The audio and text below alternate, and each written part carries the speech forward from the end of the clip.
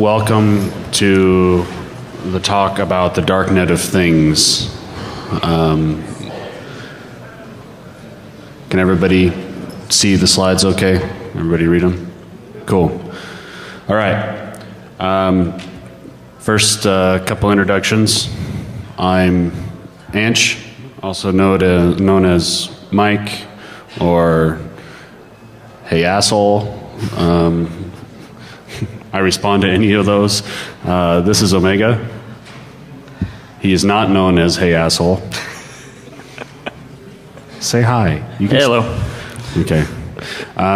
We are here to talk to you a little bit about what we've built and a project that we're hoping you guys will help us with, and get involved a little bit and have a little bit of fun. So let's first talk a little bit about the Internet of Things. It's thrown around a lot. You know, people think that connecting your fridge to the internet is a really great idea. Only if you want your temperature controlled by hackers. That should be fun. We're not talking about your fridge here. When we talk about things, we're talking about a network of things, not things on the internet. Okay? There's a huge difference. I'm not going to take my garage door and attach it to the internet and call it the Internet of Things. The garage door is just a thing on the internet. It's just another network connected thing, right? So what we're talking about is actually building networks of things that do interact with one another, things that actually build their own networks and talk to one another and create a network of things. So let's talk a little bit about sensor networks and what they are. So we have a bunch of little disks up here. We'll talk a little bit more about what we built a little bit later. But basically what we have here is a small sensor network. And the sensor networks take information, they pass it to one another, and usually compute a little bit of the information and send stuff. Wow, really?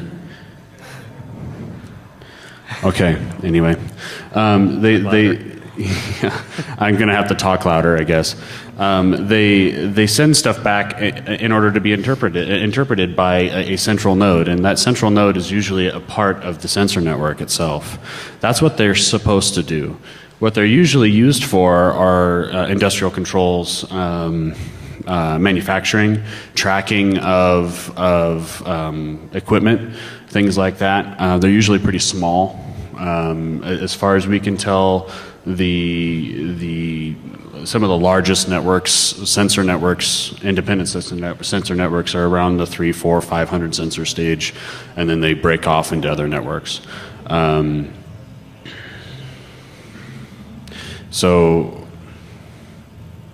is the next slide.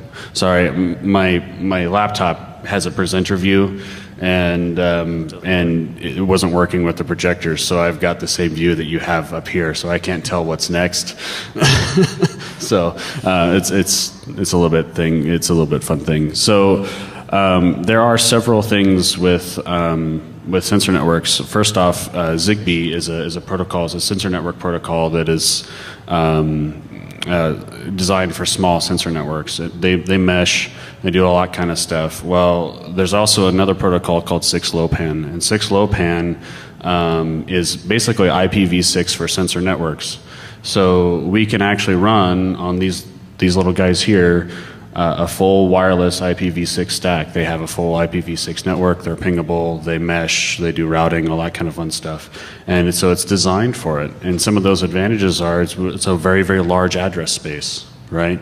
I have a IPv6 tunnel with a /48, and I have something like, I don't know, there's a lot of zeros after the number of addresses I have. 65,000 /64s, and the /64's got 6 billion addresses in it, you know, so I've got 65,000, so yeah, quadrillion, or I don't know the name of the number. He does. I don't. No, he doesn't. So there's some serious advantages to that. I mean, we've got large address spaces. We got a large number of sensors that we can put on an address, and they're all addressable at this point. Some of the limitations are it's low bandwidth, high latency, typically. So, you know, the amount of data that I can push across these networks is very limited. In fact, we'll do a little demonstration up here in a little bit, and when I send a packet to these guys, I'm sending like 2 bytes. I mean, it's really small. I think my max MTU is 182 bytes, and that's you know, that causes a lot of big problems when people are trying to do large packets on these networks, because they fragment and they do all kinds of funky stuff. If you want to know more about 6LoWPAN, come talk to me afterwards. I'll go into some pretty deep detail. I don't want to glaze everybody over sitting here. Oh yeah, they swapped. Wow, that's cool. So this was supposed to be before the last slide, but that's okay. We'll figure it out. So we talked a little bit about Zigbee too. It's low power wireless network, and the advantages are that it's really simple to do. I mean, you turn it on and it essentially works. They talk with one another. Limitations are the number of sensors you can have on the network is really relatively low. Zigbee isn't routable. It's not IP. So talk closer to the Zigbee microphone. isn't routable. It's not really IP, so you can't get to it from anywhere else. It's just a tiny little network, and you have a access point, and you have to bridge the protocols, all kinds of stuff. Yeah, I was actually poking these from the internet the other day. It was kind of fun. So, what are we doing up here besides sitting up here, you know, looking at all you guys go,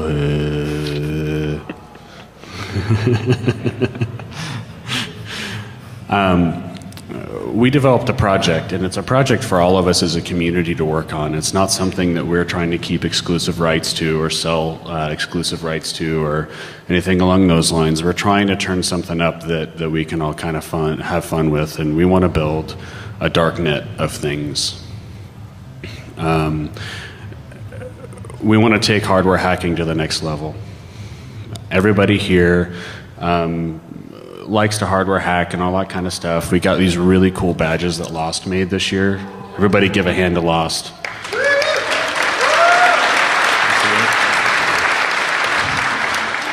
He put a lot of work into these, and really?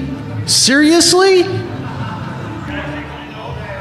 Oh man. Okay. Yeah, it is my bullshit. Anyway, so you know, we really want to do something between now and next year that's going to make next year at DEFCON 21 awesome. And so we want to build the largest free roaming sensor network in the world next year, and we want your guys' help. Okay?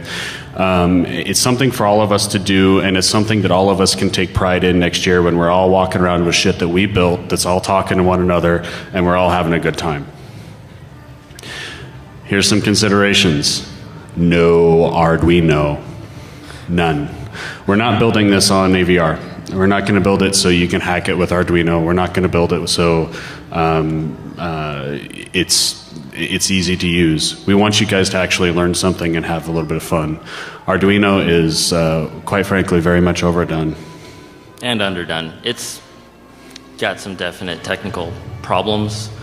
The pinout is rather awkward. You'd think they could have made it much more normal, but they didn't. The software is it's okay. You can do some stuff with it, but it's common problem is you try and use a standard library, it's too slow, it doesn't have the right API, you write your own, and then you're stuck with the chip that you chose because the Arduino is changing chips about every rev. I've seen a lot of cool stuff, but I haven't even touched it personally. How many of you guys have an Arduino? Wow. Yeah, you fuckers already know it. We want you to learn something new, okay?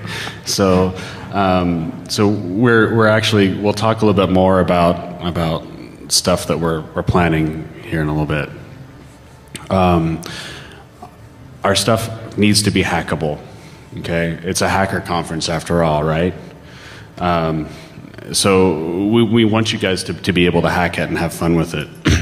It needs to be modifiable, changeable, bendable, but yet still we need to have it a little bit stable. We need to be able to maintain it. We need to be able to fix the shit if it breaks. And shit happens at con, right? You guys all know that you'll get, you'll get this and, well, you'll short it out and blow it up. Or you'll build something and somebody will come along and pummel the network so it won't work. So we need to be able to do that. So it needs to be maintainable. It needs to be a network of things. We're not going to put things on a network. So we're going to build our own network of things. Will we have off points to the DEFCON network? I hope so. I'm going to talk to Lockheed about it and see what we can do. It needs to be free roaming, so they need to be wearable, movable, pocketable, stuff like that. We've already been talking with some people. We have some ideas. We mocked this up. These aren't functioning yet. We haven't put code on them, but these are really, really cool. It's essentially a wearable badge. It's got a 2.8-inch TFT touchscreen on it. I'm going to burp. Just a second. I love drinking beer while I present. It's fucking awesome.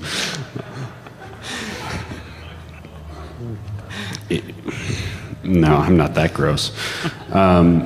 We also want these things to be able to work outside of DEFCON. I have a collection of electronic badges sitting in my office at home, and they all work, but they don't really do very much outside of con. It's not like I put them on and I go prancing around the city wearing my DEFCON badge. That would be kind of stupid. But we want things to be able to work at home and at other hacker spaces and be able to have you guys be able to play with the stuff that you've built at home and still have it interoperate. And so we're also going to provide some of our other hardware, some access points and development hardware, things like that early on, so you guys can actually build this stuff at home, test it, make sure it works before you bring it to con next year. So let me turn this over to Eric. He's going to talk a little bit about the hardware. I'm actually going to slide over so you can control the slides, because you don't want me doing this kind of shit. So the badge that we mocked up is, as he said, it's a 2.8-inch LCD touchscreen. You can get them from eBay for, what was it, 15 bucks? Quantity one, so they're pretty cheap. It's built, the network is built around a radio chip that is a single package, 802.15 class radio, and a microcontroller, and all the antenna matching, everything else in one package. It literally needs a crystal and an antenna and power, and that's about it. So that makes layout very easy. If you've seen a lot of the radio boards out there, the XB and the Nordic Semi stuff, there's a huge number of little discrete parts in there, very specific antenna matching. Yeah, it's just easier to put it in one package, and Freescale's managed to do it. It's a pretty quirky chip, but it works so far. The rest of the badge consists of a fairly high-end LPC, was it 1778? So that's a 120 megahertz ARM. It's got a memory bus, so we have a SD-RAM on here. This is 2 megabytes. You can go up to like 64. Touchscreen controller, because there's no way I'm getting analog into the main micro and making that work. SD card, 2 USB ports, host and device, and OTG, I think. Theoretically battery powered, but we haven't gotten that far yet. And an Ethernet site, so in theory you could hang an Ethernet cable off your badge. That might not work so well, it's pretty heavy. JTAG header here, you can see it on this one here. Standard JTAG header on this badge. That might be a little sharp for a badge. I've heard comments that even these things are kind of sharp, and not sure I would want to lug that around. We're going to be posting the tool chain, the schematics, all that stuff on the DCG Darknet site. And we hope that you hack on it, modify it, do whatever you want, make your own badge, make it work. And Yeah, so there's basically the summary. We have not routed out much of the extra peripherals on the part because we just wanted to get this thing going, but there's a lot of peripherals on this chip. You could do a lot of stuff with it. There's a sound interface. We're planning on putting an accelerometer on here, or all kinds of stuff. So in order to ease development, we put together this very simple adapter. It's the chip, the antenna, JTAG, and some pins. Because it's a full ARM microcontroller on here, you could write an app to do whatever you want. For instance, I want to put one of these in the basement of my house, controlling the dampers on my air duct. So I have my own little zone system. And being on IPv6 network, I can control it from my computer, I could control it from my phone, I could do whatever I want. And so can I. There's the problem, yeah. Is that us? Yeah, that's us. Maybe that'll help. It's got UARTs, SPI, I2C, take your pick. There's a bootloader on here, so if you you get a standard USB to serial adapter, you hook it up, a couple of pins, and you've got yourself a loader. You can talk to the computer, you can run slip over the thing. That's how you get slip IPv6 into your computer. You can route it. It has this tiny little JTAG header, which is a bit of a challenge. You have to get an adapter, but it's not too big of a deal. Bootloader is your friend. And then the moat that we built a bunch of. This is, again, it's pretty much just the chip. It's got a button, an LED, and a battery. And we're going to demo putting these on the desk here and turn the lights on. Yeah, the way I've been describing this to people is this is a wirelessly connected IPv6 LED throwy. Yeah. It has a little LED on it and a button and not a whole lot else. It's got the serial port out for it, so you can actually attach sensors and stuff to it if you want.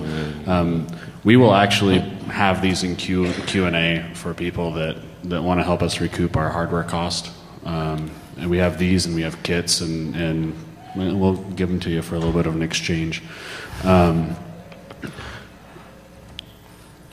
The other one, we didn't build this one. We actually have boards printed, but we didn't populate it. This is essentially an access point. Yeah. It's Ethernet. It's not PoE. That'd be nice, but that's kind of big. Basically, you drop it on a board. You could not even populate the pins on the side, plug it into your network, and you've got yourself a V6 bridge. We could even put a tunnel on the thing. Now imagine the evil things we could do with this. So this is an IPv6 access point, essentially, that if I have this and one of these, I can create an IPv6 bridge that's wireless that's not going to show up on your wireless intrusion prevention system. Can you have some fun with that or what? All right. So we're going to do a little bit of a hardware demonstration here. And I need my other piece. I'll have to plug it in here in a minute. So I'm going to give my standard disclaimer about live demos. This is actually a live demonstration. We have not recorded this. We have not attempted it in this room. We have attempted it other places. And whenever we do live demos, whenever I do live demos, something always happens. I have made several beer sacrifices to the demo gods. I'm hoping that they work. We've had some success with this stuff earlier today, and it's been pretty fun. But yeah, so that being said, here we go. You have a cable, right? Yeah, I got to get my cables out of my bag. So let me have the tribble.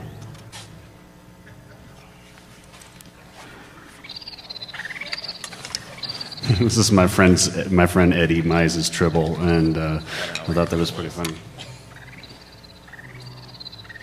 It's because it's in my pocket.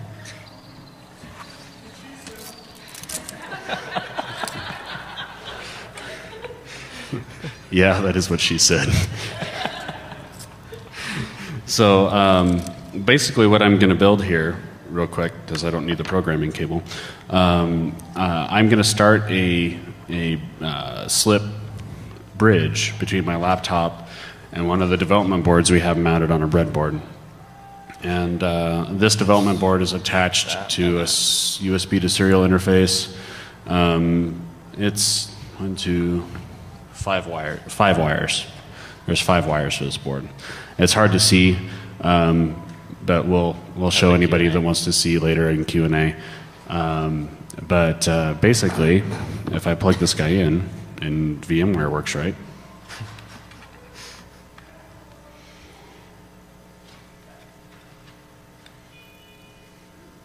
There we go. Okay. And fire up the. Oh. Everybody don't look. I'm entering my password. All right. So we have a IPv6 bridge here. And let's hope Goatsy doesn't come up.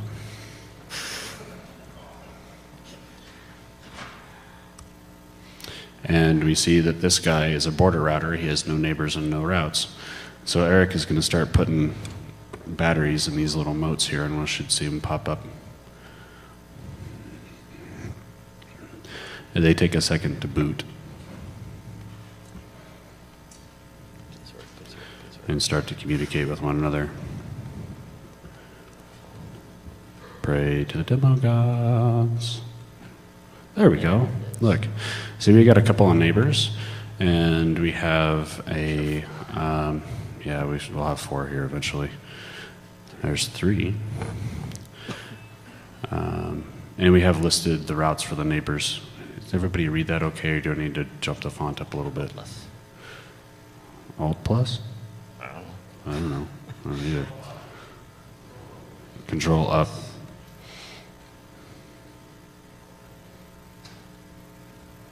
There's that better?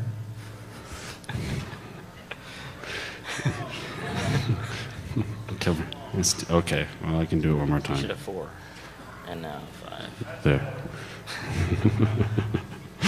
I love an interactive audience. It's so much fun.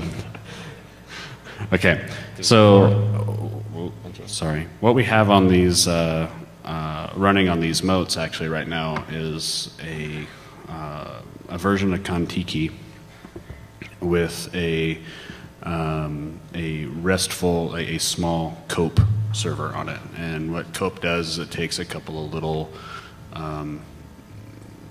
interactions, and I can do some things with them. So I'm going to start turning LEDs on here as soon as I start the correct web browser.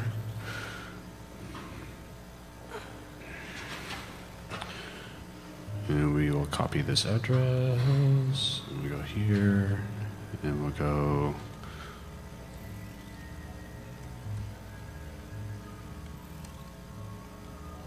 everybody dance to the music next door.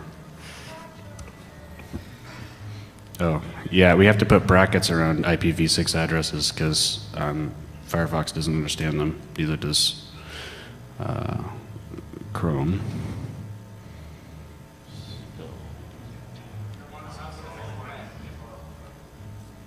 Say that again?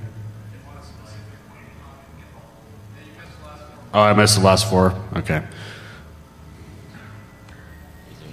Oh, I did miss the last 4, didn't I? Thank you for catching that, because I would have been up here scratching my head. Oh, fail.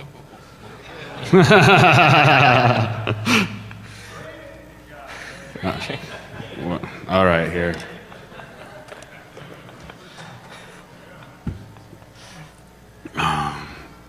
Notice that, there's an homage to my friends here. All right. As you drink, the presentations get harder.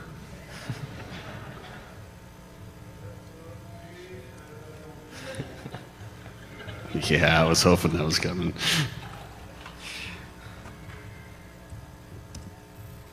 Okay, there we go. That's a little bit better.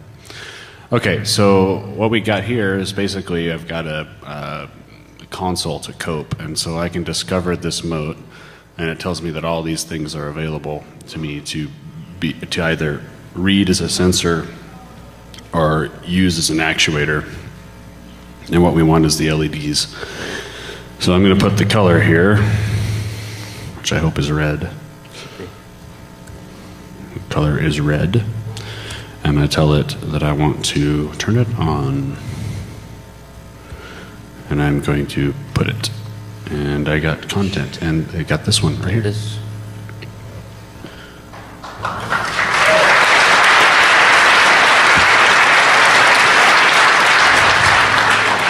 So the advantage to these guys is they'll actually mesh with one another. No, I don't want to attempt it. I got one good demo out of the demo gods. I'm not going to get another one. But they'll hop one another, and so we'll be able to read them going out. And so we can actually really have a whole lot of fun with these. We'll be around the next couple of days to have a whole bunch of fun, and we can help you have some fun with them. I have been told by Lost that there are actually power and ground headers on the badge, and so if you get a mote, we can actually put them on the badge and have them powered by the DEFCON badge and do some fun things with them this weekend. Okay. We don't have very many, unfortunately. They're kind of expensive to build. Anyway, so with that, I think I'm going to go back to the presentation because, Where are we? yeah, we've got about 20 minutes or so. So we're not doing too bad, but.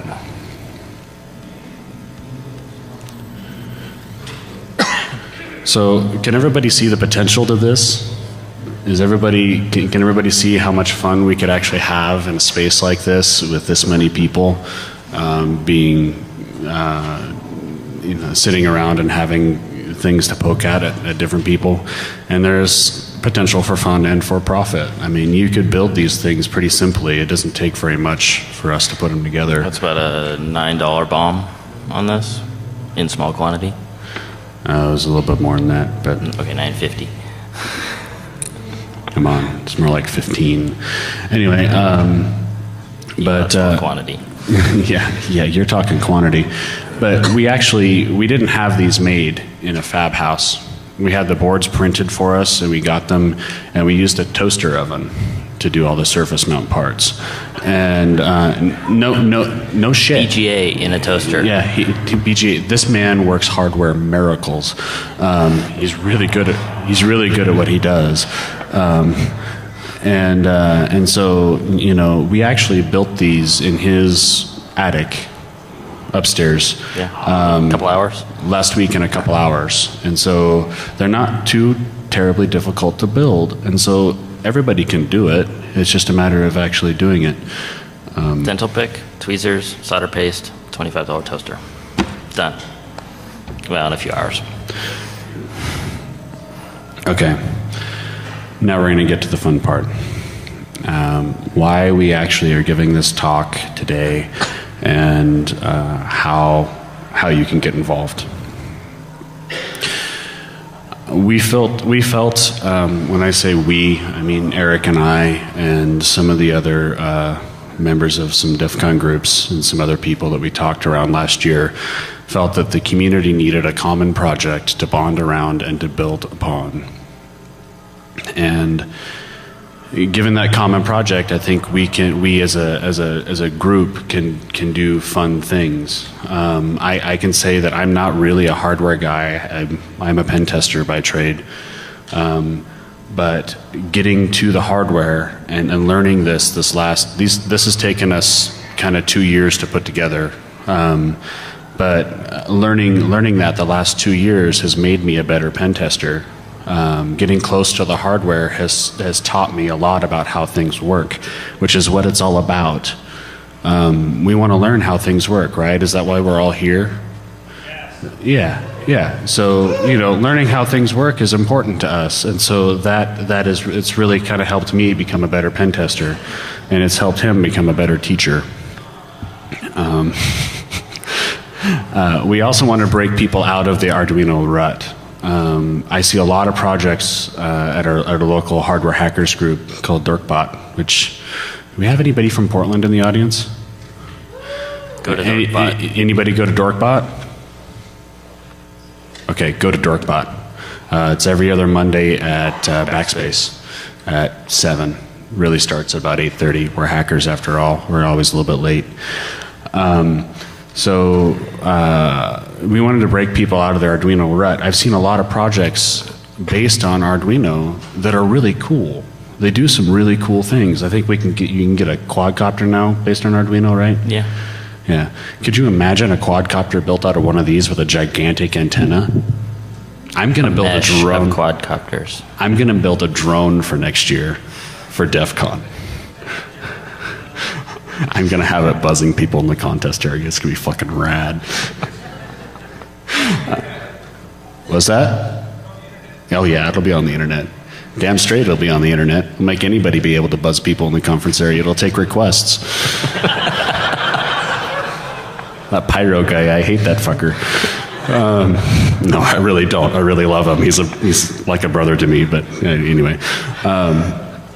We want to expose people to a new chip, a new set of chips, and something different to work on with different possibilities. Doing that makes us better at what we do, makes us more able to do different things and to learn new things. I'm getting old. It's really, really hard for me to learn new things. But yeah, I look so young. Yeah, that's bullshit. Bullshit. I don't look young. I feel old. Anyway, compared to all you guys out here that are like 22 and at Vegas getting drunk every night, I'm having trouble keeping up this year. Anyway, and we wanted something different and fun to work on. That's really what it's all about, is fun. Having fun, building something that we can as a community, as a whole community, we can take part in and have some pride in. So the goal of the Darknet of Things, we're going to build fun things next year that operate as a Darknet of Things.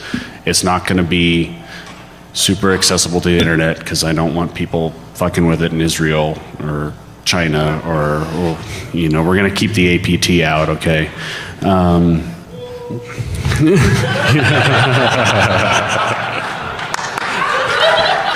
You, sir, get an energy shot. That was fucking awesome. And we're going to produce these for next year. This is something that we've kind of had a dream of doing for quite some time. I don't know how many of these we're going to produce. All kind of depends on how much funding we can get, because they're pretty fucking expensive. But yeah, actually, that was actually my next word out of my mouth. Where are you? Raise your hand. Who said Kickstarter? There he is. Here, somebody get this energy shot to him. Here, I'm just going to throw it at you. Watch your head. Oh! That was fucking close.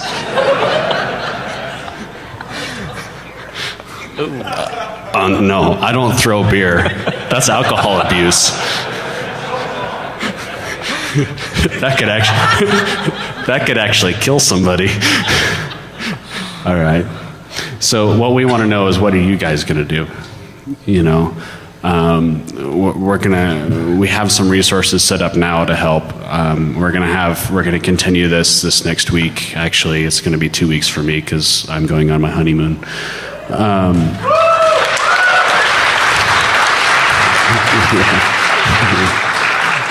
Yeah. Contrary to popular belief, there are girls at DEF CON. One of them's my wife, and she's fucking awesome. Anyway, the other one is his wife, and she's fucking awesome too. And so here's some more information. We've got DCG Darknet.net. And the website itself is IPv4 and IPv6, and you're able to get a hold of it, and you're able to go look at it. There's not a whole lot there. It's a WordPress blog. Don't hack my shit, please. Thank you very much. I realize it sucks, but it's, huh? I'm asking them nicely. Hackers are nice people. Yeah, I know. I'm sitting up here grinning my ass off because I'm hoping you're not going to hack my shit. Actually, it's pretty secure, so don't worry about it. Don't test that. Famous last words. I'm going to go shut it off right now. Actually, give me just a second. I'll shut it off right now. dev.dcgdark.net. It's IPv6 only. So because this is, actually right now it's not IPv6 only, but it's going to be. The reason why I'm going to make this IPv6 only is we want you guys to actually have a working IPv6 network before you start to develop any of this hardware and get the code. That's the first step. Really, you need to have that in order to do any of this stuff anyway. And so if you're gonna try to leap and grab the code before you have it working, you're gonna have a lot of problems. And so this is gonna save us a lot of headache and heartache.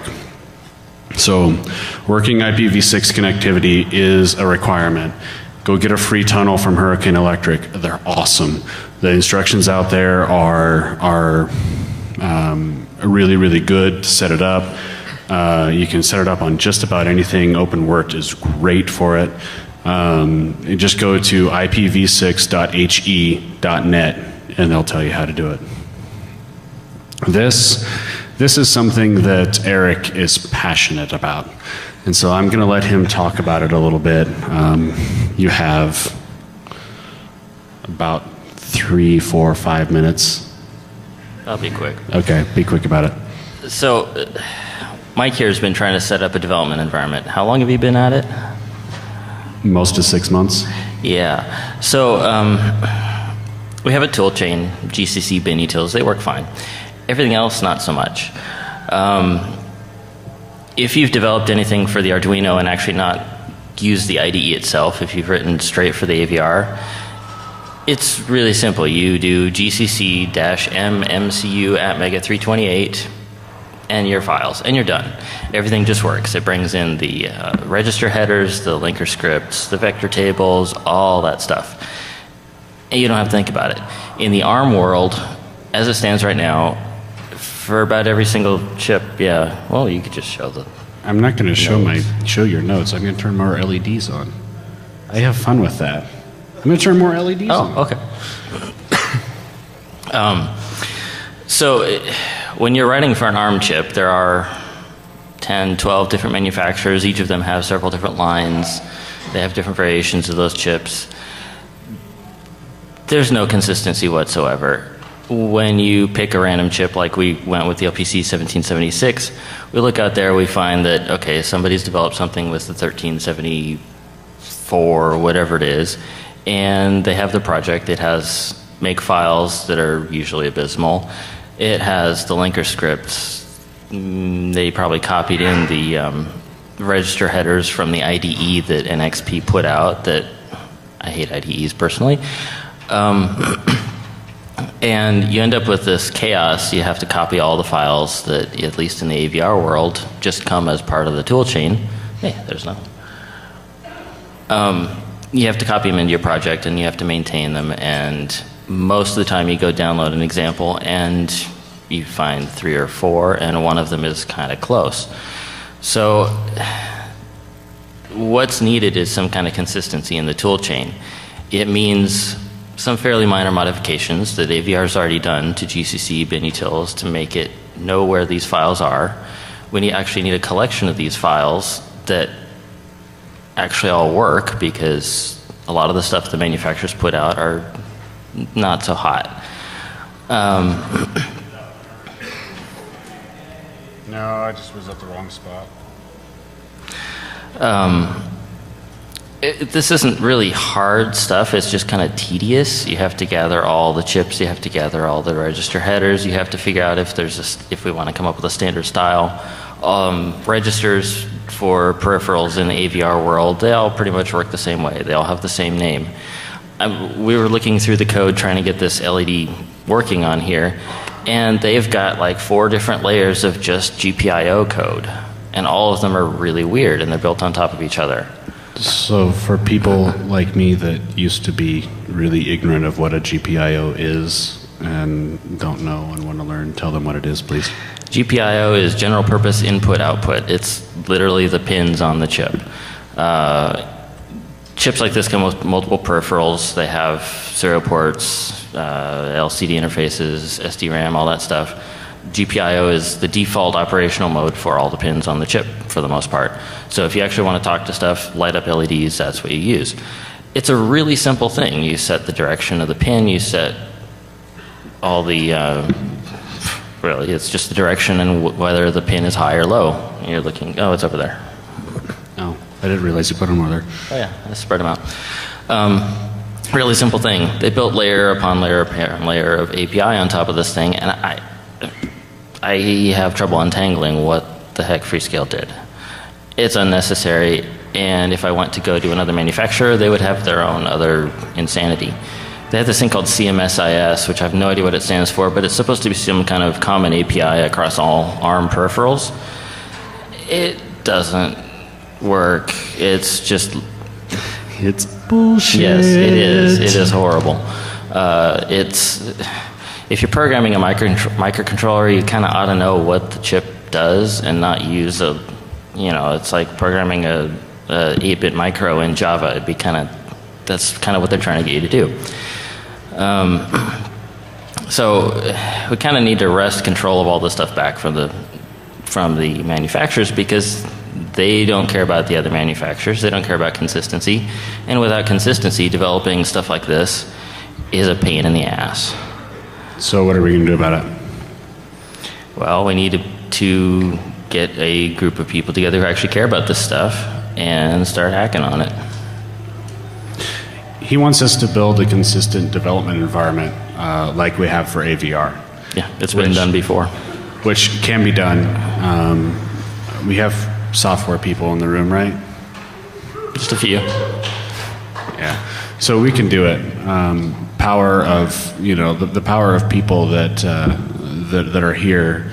Really, as a community, we can do anything, and so we really want to. We really want to get this done. It's going to make our lives easier as we go on. So, how can you get involved? There's a couple of things. How many people in here are involved in a DEFCON group? I'm actually pretty passionate about this. I just came from a panel on DEFCON groups. Anybody? Raise your hand. Yeah. Involved in a DEFCON group? 2, 3, 4. Oh, come on. Converge, where are you? No, he's not in here. Okay. Anyway,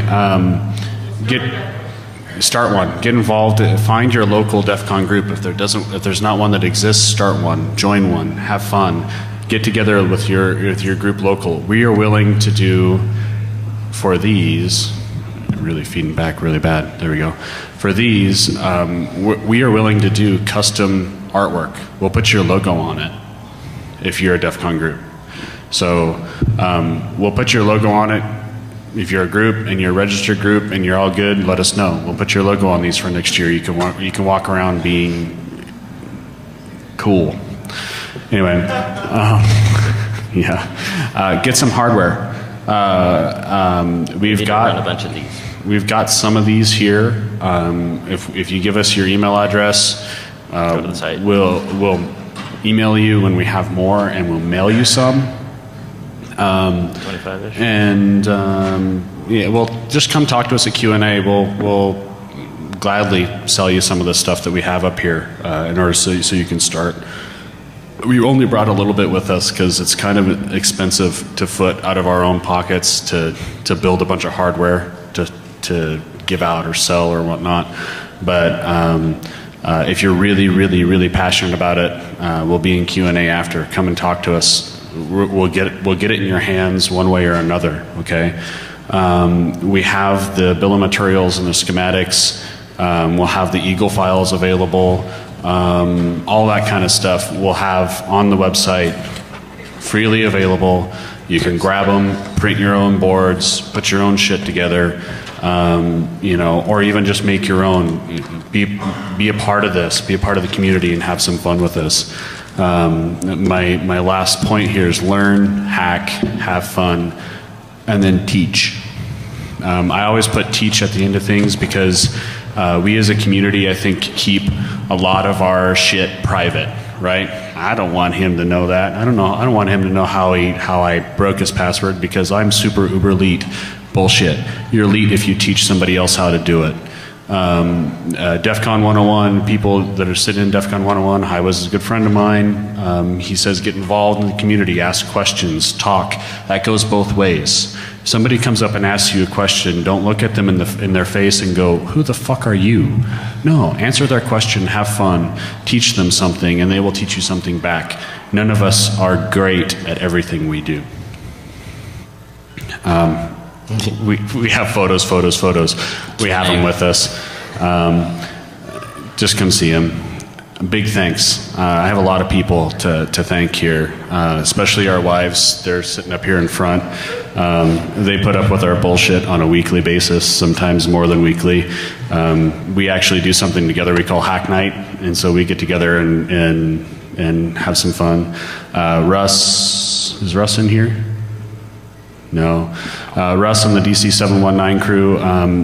Russ has given me a lot of ideas over time, and so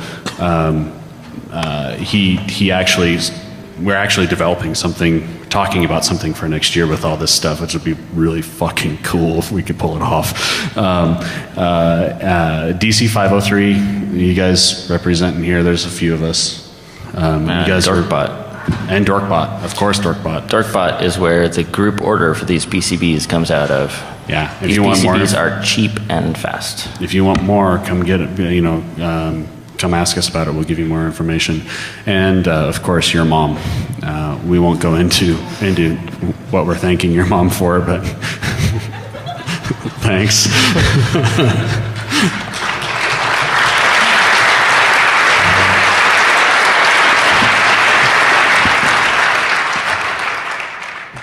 All right, we have like 3 minutes, so we're going to see everybody over in Q&A. Come talk to us. Buy hardware. Off into other networks. That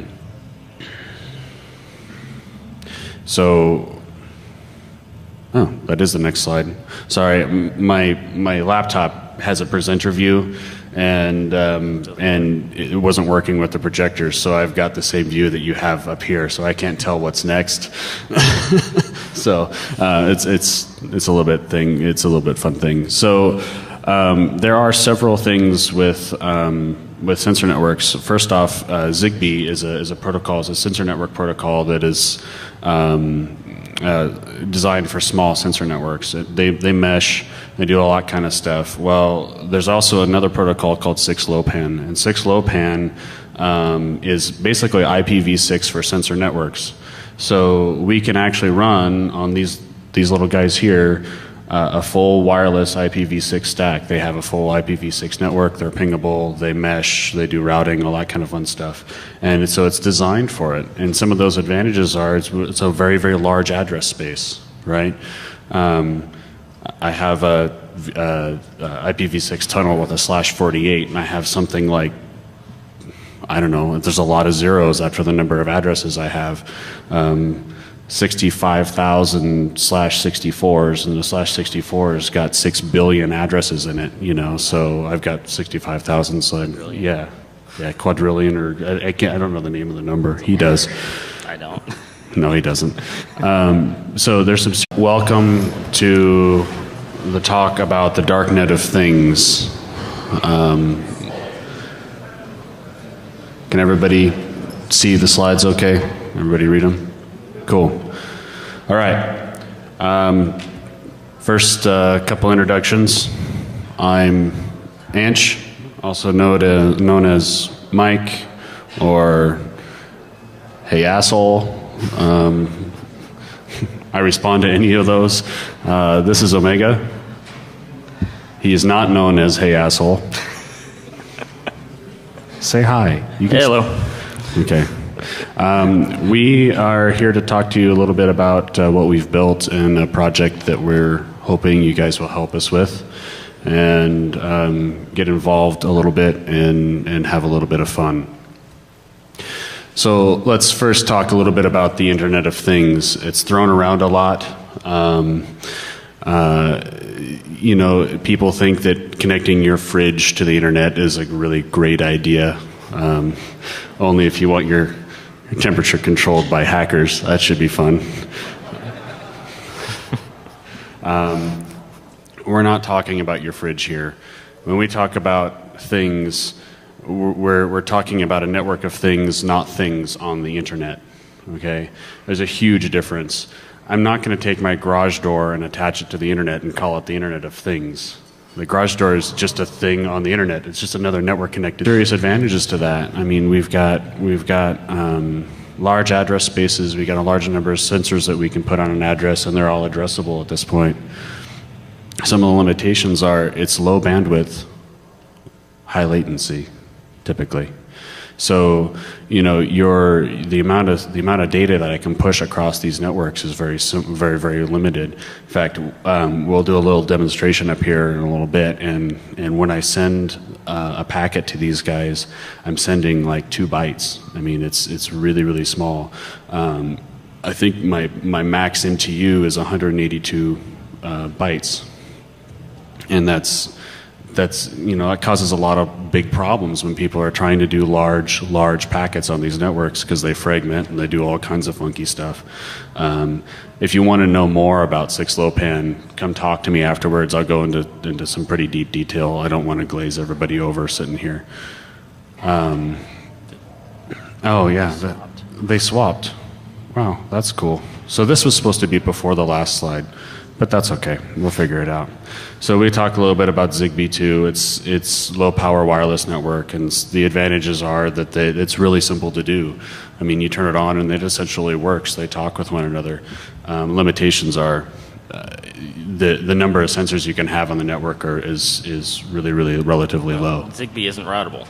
It's not IP. So talk closer to the microphone. Zigbee isn't routable. It's not really IP, so you can't get to it from anywhere else. It's just a tiny little network, and you have a access point, and you have to bridge the protocols, all kinds of stuff. Yeah, I was actually poking these from the internet the other day. It was kind of fun.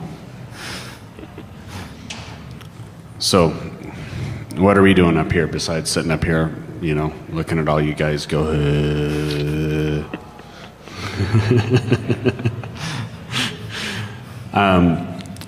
we developed a project, and it's a project for all of us as a community to work on. It's not something that we're trying to keep exclusive rights to or sell exclusive rights to or anything along those lines. We're trying to turn something up that we can all kind of have fun with, and we want to build a Darknet of Things.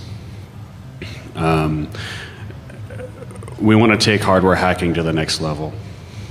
Everybody here likes to hardware hack and all that kind of stuff. We got these really cool badges that Lost made this year. Everybody give a hand to Lost.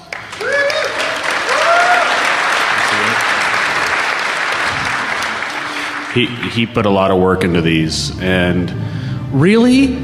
Seriously? Oh man. Okay. Yeah, it is my bullshit. Anyway, so you know, we really want to do something between now and next year that's going to make next year at DEFCON 21 thing, right? So what we're talking about is actually building networks of things that do interact with one another, things that actually build their own networks and talk to one another and create a network of things. So let's talk a little bit about sensor networks and what they are. So we have a bunch of little disks up here. We'll talk a little bit more about what we built a little bit later. But basically what we have here is a small sensor network. And the sensor networks take information, they pass it to one another, and usually compute a little bit of the information and send stuff Wow, really? Okay, anyway. I'm going to have to talk louder, I guess. They send stuff back in order to be interpreted by a central node, and that central node is usually a part of the sensor network itself. That's what they're supposed to do. What they're usually used for are industrial controls, manufacturing, tracking of equipment, things like that. They're usually pretty small. As far as we can tell, some of the largest networks, sensor networks, independent sensor networks, are around the 300, 400, 500 sensor stage, and then they break